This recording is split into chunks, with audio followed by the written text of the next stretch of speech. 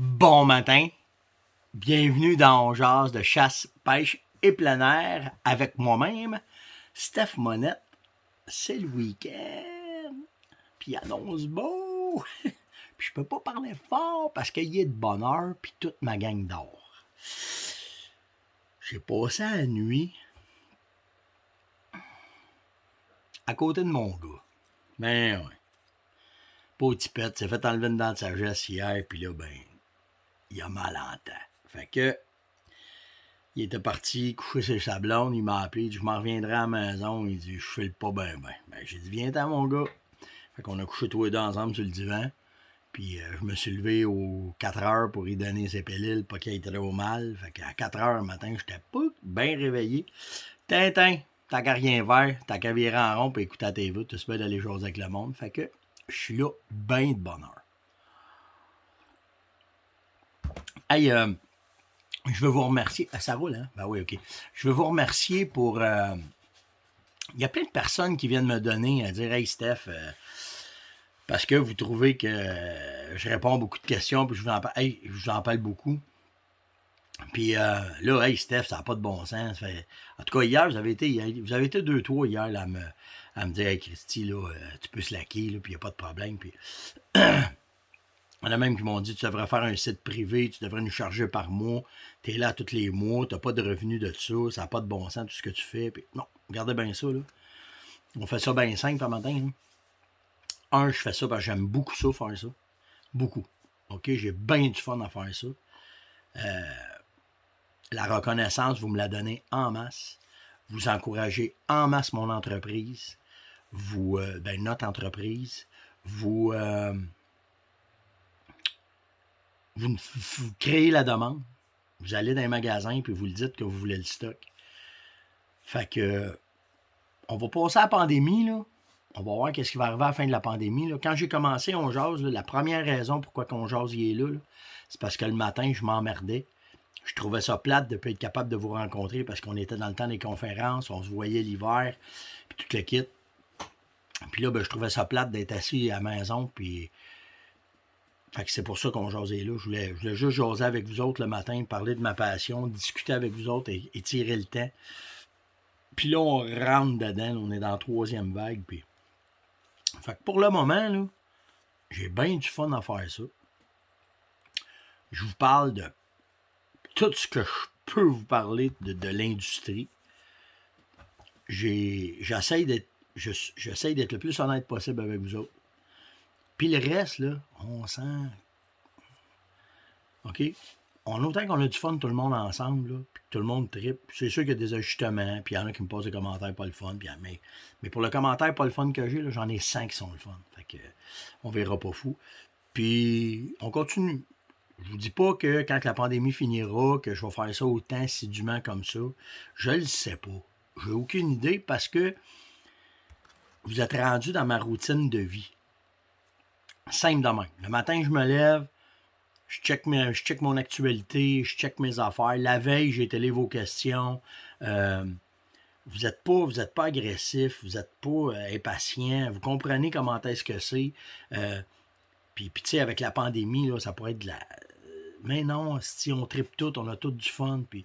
Fait que tu sais, pour le moment, là, autant s'il y en a, je fais du bien, autant vous me faites du bien, puis vous faites du bien à mon entourage, parce que c'est très positif de voir ce qui se passe, puis de comment est-ce qu'on fait. Fait que, tu sais, pour le reste, là, on verra plus tard, là, c'est pas plus grave que ça. Puis, tu sais, que ce soit...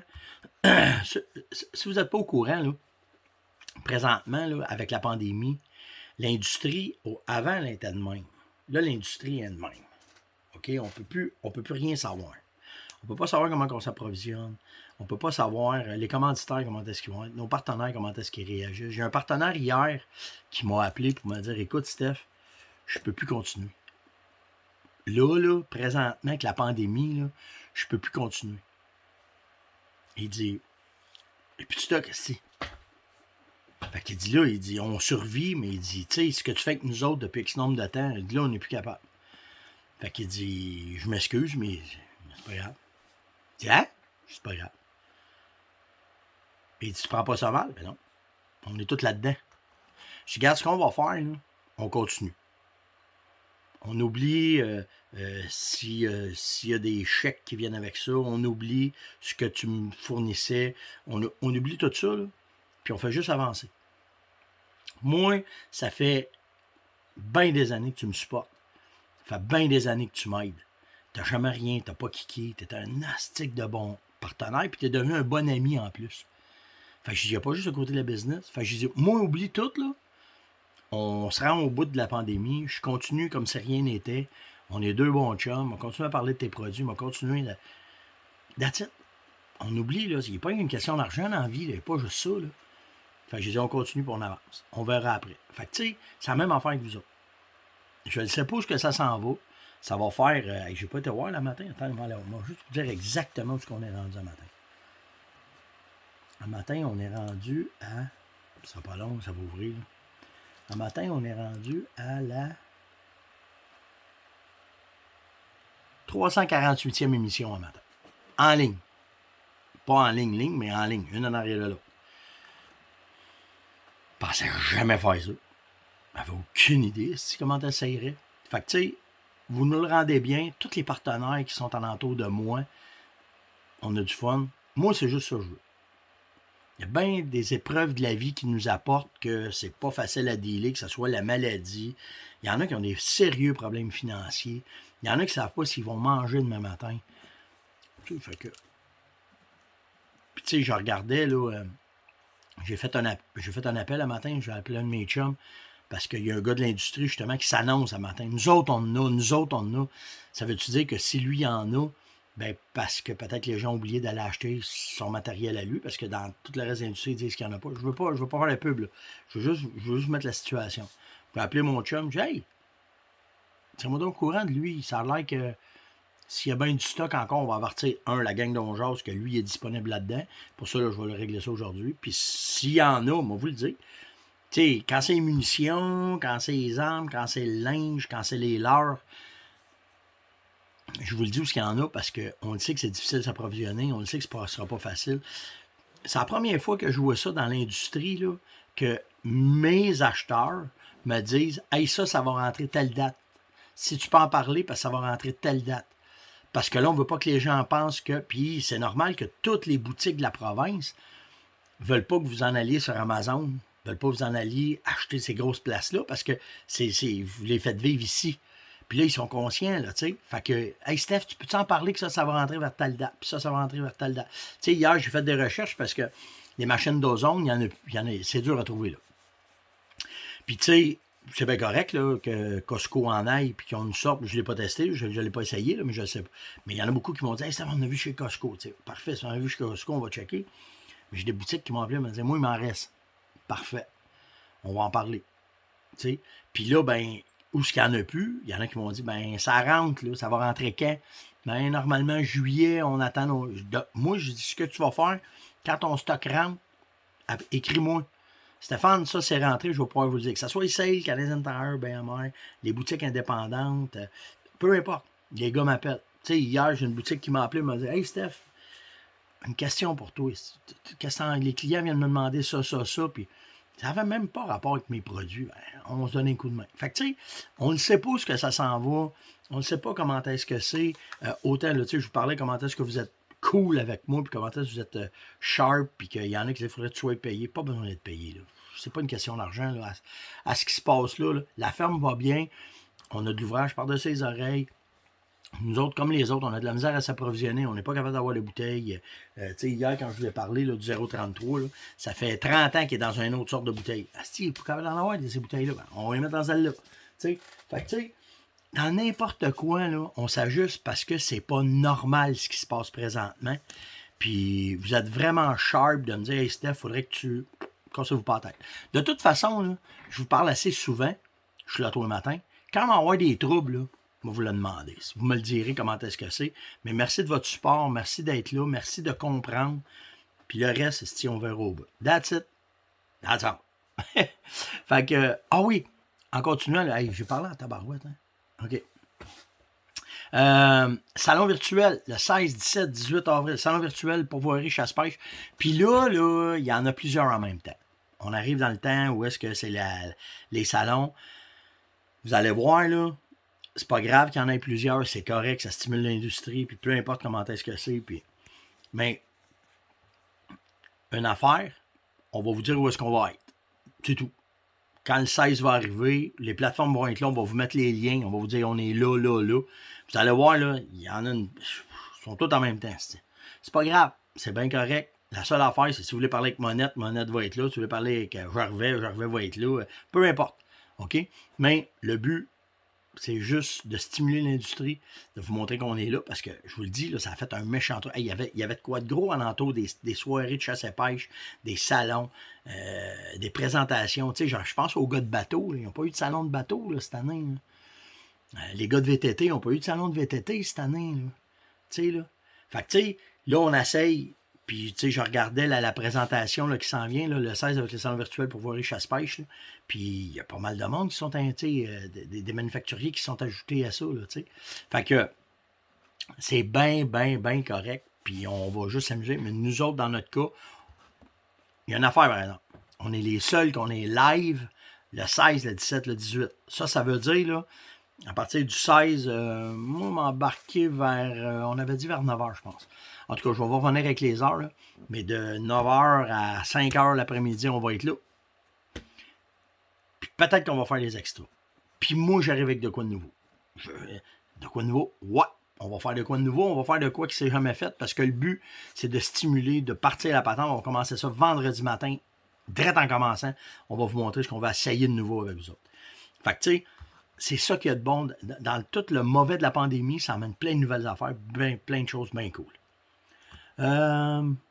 Après ça, qu'est-ce que je... Ah oui, ok. Je vais tomber des questions. Hein, si je vais parler pour rien dire un matin. En tout cas, je vais parler pour rien dire. Faites des mises au point, puis je vous ai expliqué que j'apprécie vraiment votre support et votre gentillesse autant avec moi qu'avec tous les partenaires ou tous les gens de l'industrie. Mon installation à l'ours, je regarde quoi comme habitat? C'est Jonathan Lalonde qui me demande ça. Ben, tu sais, quand tu fais de l'ours, là, je le sais que je le dis souvent, là, mais je vais travailler ces transitions. Puis pour l'ours, je vais rentrer mon drum plus dans un endroit fermé. Si je veux sortir des gros ours, parce que je ne veux pas lui donner la chance d'être capable de visualiser puis de voir comment est-ce que c'est. Je sais que vous voyez bien des films que c'est sur le bord des chemins, dans des trails, parce que oui, l'ours, vu que c'est un prédateur, il va se commettre un peu plus. Mais si je suis vraiment dans des endroits où est-ce que je commence à faire mes drums, que je commence à bouger mes affaires, ben je vais essayer de faire ça comme je chasse le chevreuil dans des places assez fermées pour le laisser y arriver, qu'il se sente en sécurité, puis que quand il va arriver, ben, je vais pouvoir faire un tir dessus. Oublie pas, Jonathan, quand tu vas faire tes drums, faire tes installations, essaye d'en faire 2 ou 3 alentour. Tu sais, mettons, t'en fais un à une place, tu te tasses à peu près 150-200 mètres, t'en fais un autre, puis 200-300 mètres, t'en fais un autre. Puis laisse les ours décider lequel, parce qu'on a découvert, je vous le dis, c'est complètement nouveau ce qu'on vous parle là. On a découvert ça il y a 5-6 ans.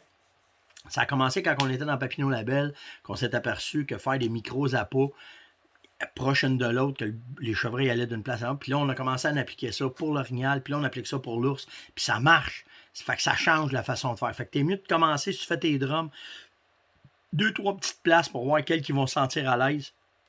Même que tu pognes celles qui se sentent à l'aise, c'est là que tu vas mettre ton temps, puis c'est là que tu vas le faire, puis tu vas laisser monter tes affaires. Puis comme je te dis, ben, l'habitat, ligne de transition, puis je rentre ça. Tu sais, des fois, tu as des transitions qui sont un peu plus denses, mais un peu ouvertes, que tu vois un peu ce qui se passe. C'est là-dedans que je vais le faire. Puis il me demandait, quand tu mets des restants de viande dans ton drum, t'es trempes-tu dans la graisse, eux autres aussi, comme tu fais pour le castor? Moi, j'en mets plus de viande dans mes drums. La seule affaire que je mets, c'est un morceau de castor quand je peux en avoir. Sans ça, je vais prendre ce qu'il y a en synthétique, là, comme le Bivium. Mais j'en mets pas de viande. Parce que, à la longue, OK, je le sais que le castor, ils vont aller le manger automatiquement. La viande, elle, ça veut pas dire qu'ils vont vouloir la prendre tout de suite. Puis ça fait de la putréfaction. Ça met les vers, même si tu trempes dans la graisse, à un moment donné, ils vont pondre dedans. Puis si ton drum se ramasse bien plein de vers, il va arrêter de marcher. Même s'il aime manger là, plein d'affaires, des vers qui grouillent dans ton drum, c'est pas bon, vraiment pas bon. Fait que c'est pour ça qu'on travaille souvent avec du sec. T'sais, on va travailler avec des bâtons, on va mettre du jus sucré, on va mettre de la graisse à patates frites, on va mettre un paquet d'affaires pour que ça pourrit pas, puis que quand les ours vont rentrer, ben, il n'y aura pas de putréfaction, mais il n'y aura pas de pourriture, puis les ours vont continuer à rouler là-dedans, puis ils vont aimer ça. Steve Fortin m'a demandé, Steph, je voudrais avoir. Ça fait longtemps que je te demande l'histoire de ton plus gros buck. Je vais te faire ça demain. OK? Demain, là, je me prends une note. Là, puis demain, je vais vous conter l'histoire de mon plus gros buck à vie, là, comment ça a été. Mais là, moi, j'ai une question pour Steve, par exemple. Tu veux savoir mon plus gros buck au Québec ou mon plus gros buck à vie à Taul? À Taul, ça veut dire à travers toute l'Amérique. Fait que, on va pouvoir s'en reparler, là. Mais il va juste me rester ça, puis je vais vous préparer. Mais mon problème, c'est que ce chevreuil-là, il est monté. Mais il est monté sur une plaque. C'est un de mes chums qui me l'a fait. Il est monté sur une grosse plaque. C'est gros, si je ne pourrais pas amener ça ici. Fait que je vais peut-être prendre une photo. En tout cas, on va... Lequel vous voulez savoir? Voulez-vous savoir mon plus gros buck que j'ai tué en Amérique ou mon plus gros buck que j'ai tué au Québec? Puis à travers de ça, demain matin, on regardera quelle histoire qu'on va faire. Là, il me reste assez de temps. Mais il m'a busté juste avec ce sujet-là. Francis Beaulieu m'a demandé les souilles. On va commencer par ta première question, puis on va débuter, puis après ça, je vais terminer avec toute la patente, OK? Où est-ce que les orignaux les font, les souilles? Souvent, ça va être dans un endroit entre un point de nourriture puis un dortoir. C'est des places souvent qui vont être un peu ouvertes parce que le buck, il veut... Il faut que tu comprennes une chose, là. C'est pas la femelle qui attire le mâle, mais c'est le mâle qui attire les femelles. Okay? C'est dans les livres de biologie, c'est comme ça que c'est. Le mâle, lui, ce qu'il va faire, c'est que lui va laisser ses odeurs. C'est pour ça qu'il fait justement les souilles. Lui, il va faire les souilles pour laisser de l'odeur. Les femelles vont arriver au... Il appelle ça un pit hole en anglais. Là. Ils vont arriver aux souilles. Puis l'odeur qu'il y a là-dedans, là, les femelles, ça les excite. Puis là, ça va partir le rituel d'accouplement. Fait que c'est le mâle qui attire les femelles, comparativement au chevreuil que c'est la femelle qui attire le mâle. Puis quand les femelles sont rendues là, mais ça dépend comment est-ce que le cheptel y est fait. OK, ça veut dire comment est-ce qu'il est balancé. Ça ne veut pas dire qu'un mâle ne partira pas avec une femelle, c'est en chaleur. C'est pas ça que ça veut dire, mais normalement, c'est qu'il va y avoir un harem qui va se constituer sur le territoire. Puis le mâle, lui, va partir les odeurs pour que les femelles, ça les excite. Puis elles vont rester avec lui. Puis là, lui, avec ça, toute cette il y a besoin de ça chimiquement, de la souille, parce que c'est ça qui déclenche son degré de testostérone, qui fait augmenter, parce que l'orignal, à un moment donné, les testicules, en période qu'il n'y a pas d'accouplement, les testicules vont... On va dire ça de même, on va mettre ça dans mes termes à moi, là, ils vont sécher. Là. Il y en a quasiment pas.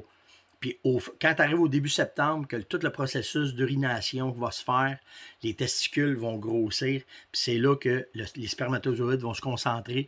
Il y a une question de température aussi qui rentre là-dedans, de montée de testostérone. Puis là, une fois que les testicules sont pleines de spermatozoïdes, avec toutes les souilles et tout le kit, c'est là qu'il va accoupler. Puis pourquoi que les testicules, il faut qu'ils deviennent, on va dire, des plus grosses? Ben, c'est simplement parce que il va avoir un harem de femelles à accoupler.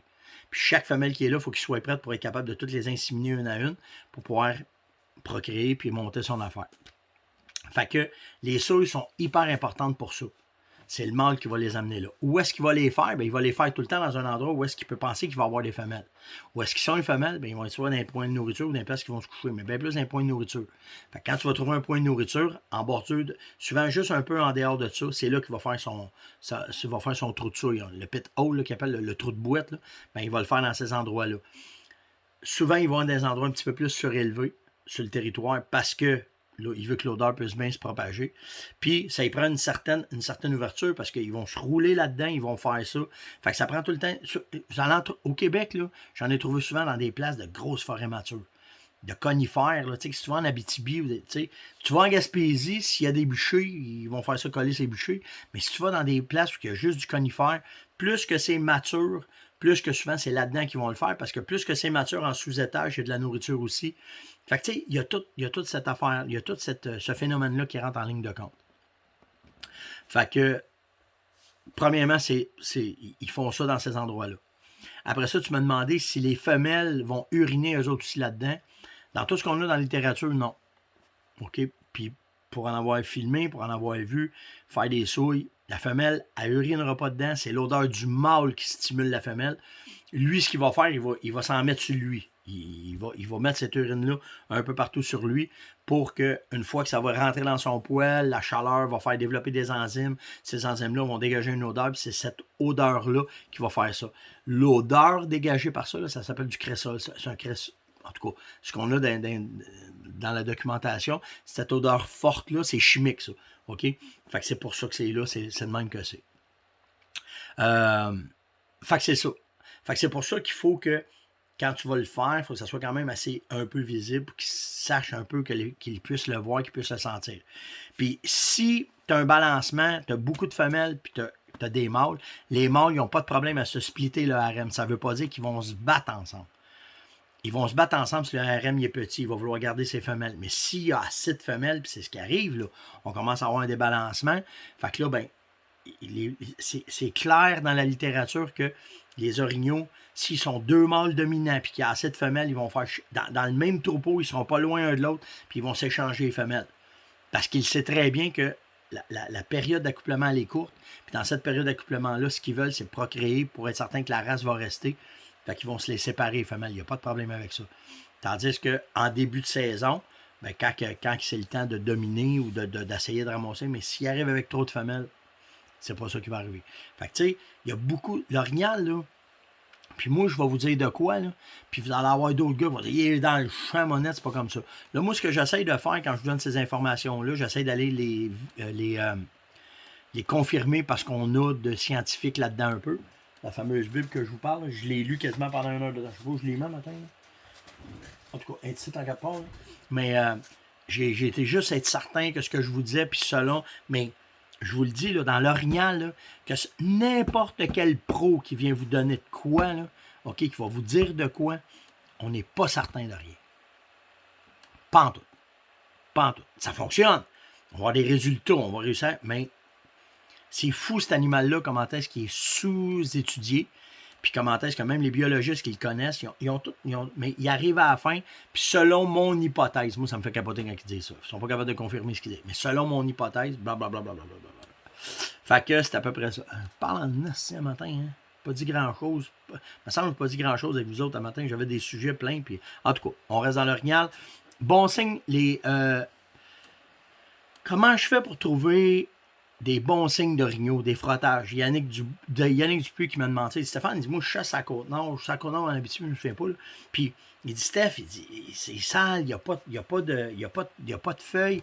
Comment je fais? Y a-tu de quoi? Ben, ça revient un peu à ce qu'on parlait des souilles. Il va falloir que tu trouves des endroits matures ou des endroits.